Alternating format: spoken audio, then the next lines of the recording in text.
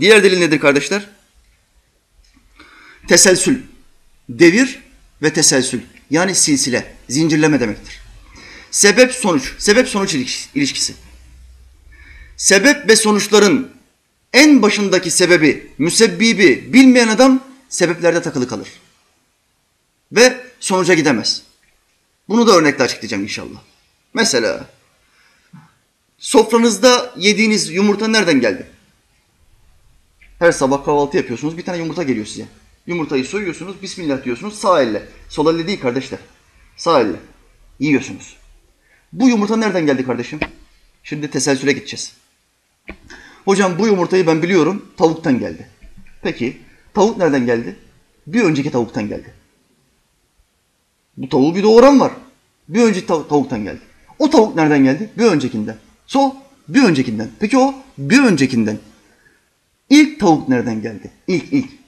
Tamam, hepsinin bir anası var da ilk tavuk nereden geldi? Anası babası yok. İlk tavuğun bulunması lazım. Bu nereden geldi? İlk tavuk Allah'ın ol demesiyle olmuştur. Buna teselsül denir kardeşler. Zincirleme. Panda. Ben pandayı çok seviyorum hocam. Çok güzel. Tamam, nereden geldi bu? Bir ana ile baba çiftleştiler, panda oldu. Onlar nereden geldi? Anasından babasından geldi. Onlar nereden? Sonuca gitmen lazım. En merkezde müsebbib olmazsa bu pandalar yaratılmazdı.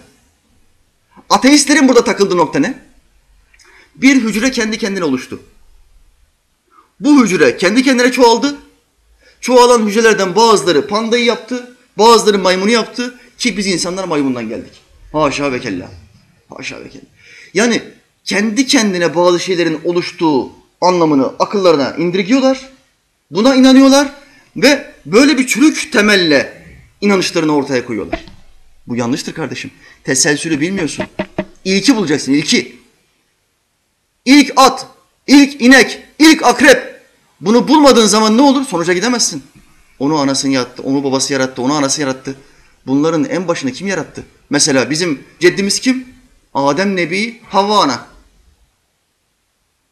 Babamız, onun babası, onun babası, onun babası. Milyonlarca insan sayarız. Nereye gideriz? Adem Nebi'ye gideriz.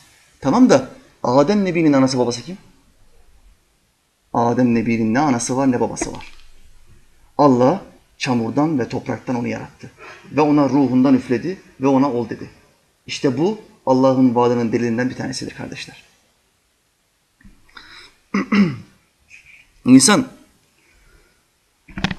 yapabilir, insan eldeki bazı malzemelerden bir şeyler üretebilir ama yaratamaz. İnsanın yaratma gücü yoktur. Şu anda dünyada pandaların nesli tükeniyormuş. Panda. Çok sevimli bir hayvan. Nesli tükeniyor. İnsana desen ki kardeşim madem nesli tükeniyor hadi birkaç tane yapın şu pandalardan ya. Yapın bir yerlere koyun saklayın. Yapabilir mi insan? İnsan yapamaz. İnsan mumdan heykel yapabilir. İnsan insana çok benzeyen, dokunduğun zaman hakikaten insan gibi yumuşak derisi var ya diyebileceğin heykeller yapabilir. Ama ona ruh veremez. Ona ruh veremez. Allah'ın varlığının delilinden bir tanesi ruhtur. Hiçbir insanın yaratamayacağı bir şey. Ruh.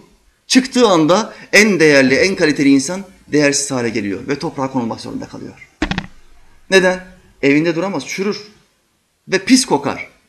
Bunun nereye götürülmesi lazım? Toprağa götürülmesi lazım. Yerin altına konulması lazım. Kardeşler, bunun ismine teselsül denir. Vagonlar var, vagonlar. Bir vagonu şu vagon çekiyor. O vagonu şu vagon çekiyor. O vagonu şu vagon çekiyor. Tamam da bu yüzlerce vagonu ne çekiyor? Bunların başında bir tane tren olması lazım. Bunların başında bir tane kömür atılan yahut odun atılan, enerji yakan bir baş olması lazım. Baş olmadan bunlar çekilmez. Kendi kendine giden vagon olmaz. Bu çeken vagonu bulduğun zaman Allah'ı bulursun. Yaratıcıyı bulursun.